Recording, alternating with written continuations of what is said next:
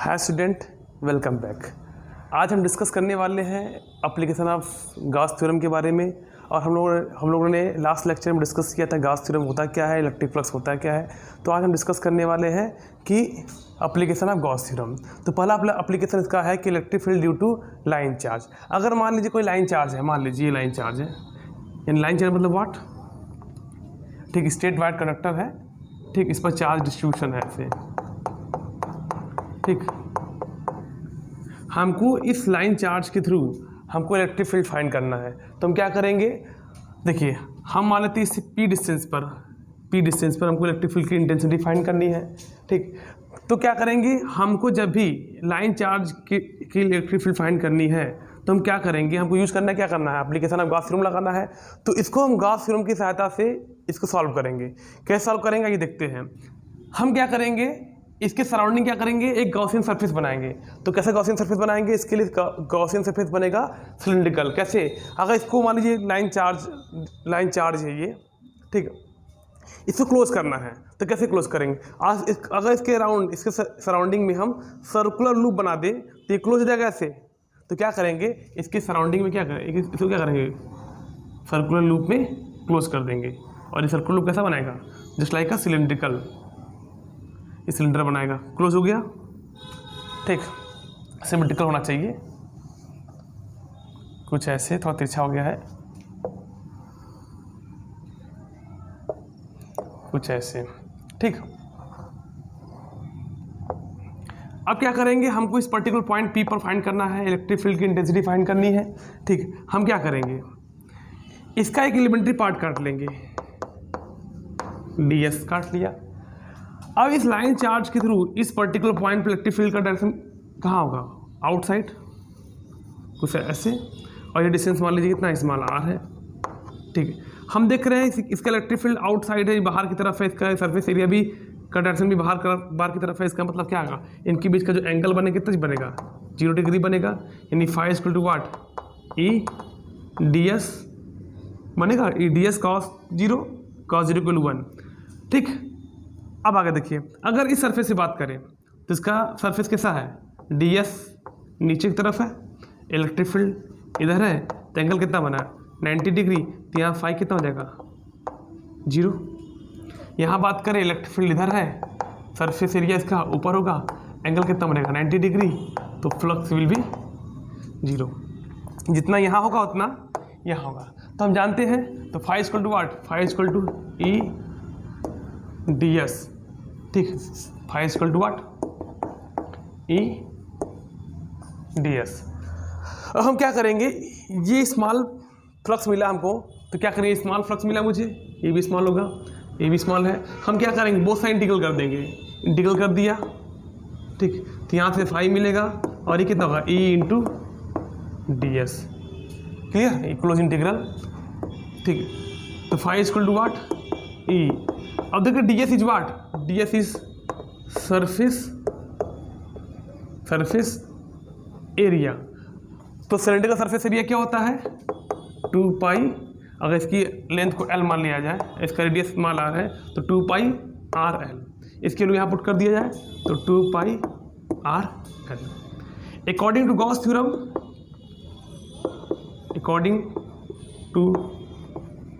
Theorem, phi equal to Q upon epsilon naught.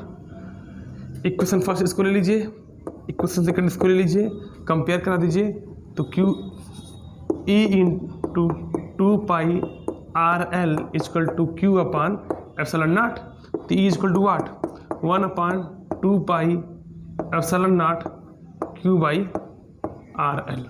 ये आपका electric field आ गया, ठीक। अब देखिए, इसमें एक टर्म होता है, डिस्ट्रीब्यूशन ऑफ चार्ज की 3 कंडीशन होती है। पहला होता है लीनियर चार्ज डिस्ट्रीब्यूशन। ये क्या होता है, ये होता है lambda equal to what, Q upon L, यानी इसके पर यूनिट लेंथ पर जितना चार्ज होगा उसे बोलते हैं लीनियर चार्ज डिस्ट्रीब्यूशन। तो यहाँ देखिए lambda equal to what, Q by L हो जाएगा यहाँ से, तो E equal to what, E equal to 1 upon 2 pi epsilon naught lambda by R. That's your answer. अगर इसको और वेरी सिंप्लीफाई करना है तो ऊपर नीचे 2 से मल्टीप्लाई कर दीजिए। T equal to what 1/4 pi epsilon naught 2 lambda by R, या E equal to what 2k lambda by are.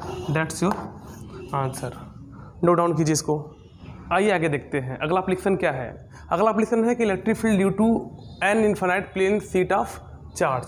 ठीक, हमको क्या करना है कि हमको एक प्लेन शीट लेना है, प्लेन शीट ऑफ चार्ज, एक प्लेन शीट लेना है जिस पर चार्ज डिस्ट्रीब्यूशन हुआ है। ठीक, और उसके थ्रू हमको इलेक्ट्रिक फील्ड फाइंड करना है। तो बनाते हैं प्लेन शीट ऑफ चार्ज। ठीक, कुछ ऐसा, और इनफाइनाइट है मतलब इससे बहुत बड़ा होगा ना। ठीक, इस पर चार्ज का डिस्ट्रीब्यूशन मान लीजिए कुछ ऐसे है, चार्ज का डिस्ट्रीब्यूशन। ठीक, हमको क्या फाइंड करना है, इसके थ्रू इलेक्ट्रिक फील्ड की इंटेंसिटी फाइंड करनी है। हम क्या करेंगे, ठीक, हम इससे आर डिस्टेंस पर एक पॉइंट पी लेंगे जहाँ पर हमको इलेक्ट्रिक फील्ड की इंटेंसिटी फाइंड करनी है। एक पॉइंट पी लिया। ठीक, हमको गॉस थ्योरम अप्लाई करना है, तो गॉस थ्योरम अप्लाई करने के लिए हमको करना क्या पड़ेगा, इस सरफेस को क्लोज करना पड़ेगा। तो इसके सराउंडिंग जितने चार्ज होंगे ना उनको सिलेंड्रिकल फॉर्म में क्लोज कर लीजिए। क्लोज कर लीजिए, इसको आगे बढ़ा दीजिए कुछ ऐसे। ठीक, क्लोज हुआ कुछ ऐसे। क्लियर, ए पॉइंट पी है, इस पॉइंट पर इलेक्ट्रिक फील्ड की इंटेंसिटी फाइंड करनी है। और ऐसा ही कुछ क्या होगा, इसके पीछे की तरफ भी होगा। ठीक, इस चार्ज के थ्रू इलेक्ट्रिक फील्ड का डायरेक्शन कहाँ होगा, आउटवर्ड, बाहर की तरफ। ई, इसका सरफेस एरिया को मान लें ए नाम देते हैं, ये बाहर की तरफ होगा ऐसे। यहाँ पे इलेक्ट्रिक फील्ड बाहर की तरफ, सरफेस एरिया बाहर की तरफ, सरफेस एरिया को यहाँ ए नाम दे रहे हैं ना। ठीक, और ऊपर जाएंगे तो एंगल बनेगा 90 डिग्री, तो फ्लक्स विल बी 0। नीचे एंगल बनेगा 90 डिग्री, तो फ्लक्स विल बी 0। ठीक, तो टोटल फ्लक्स कितना हो जाएगा, phi T equal to what, phi 1 plus phi 2। और फाई 1 क्या है, फाई 1 क्या बनेगा यहाँ से ई इंटू ए, और यहाँ से फाई 2 क्या बनेगा ए इंटू ए।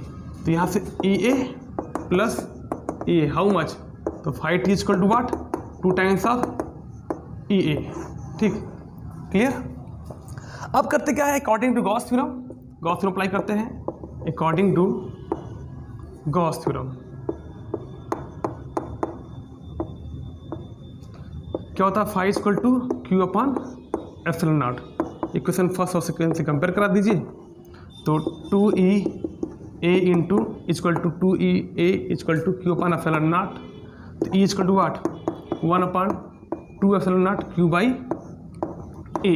ये आपका आ गया इलेक्ट्रिक फील्ड आ गया। ठीक, अब देखिए अभी हमने डिस्कस किया था कि लीनियर चार्ज डिस्ट्रीब्यूशन, हमने कहा था 3 टाइप के डिस्ट्रीब्यूशन होते हैं। कैसे होते हैं, पहला linear charge distribution, second aerial charge distribution, और दूसरा वॉल्यूम चार्ज डिस्ट्रीब्यूशन। तो यहाँ आप देखिए क्या है, इसके पास लेंथ है और ब्रेथ है। तो यहाँ क्या होगा, एरिया होगा, तो यहाँ यूज करेंगे एरियल चार्ज डिस्ट्रीब्यूशन। ये क्या होता है, क्यू बाई ए, इसे सिग्मा से इंडिकेट करते हैं। तो बोलते हैं charge per unit area is known as areal charge distribution. अब देखिए sigma equal to what, Q by A है, यहाँ से क्यू बाई क्या कर सकते हैं, सिग्मा रख सकते हैं। T equal to what 1/2 epsilon naught sigma आया, यानी E equal to sigma upon 2 epsilon naught. ये आपका electric field intensity due to क्या आया, इन्फिनिटी प्लेन शीट। ठीक, इसको नोट डाउन कीजिए।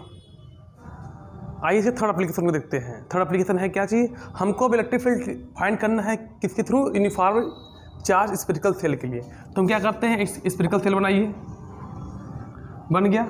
जैसे इसको चार्ज प्रोवाइड करेंगे तो चार्ज कहाँ होगा, इसके बाउंड्री पर फैल जाएगा ऐसे कुछ।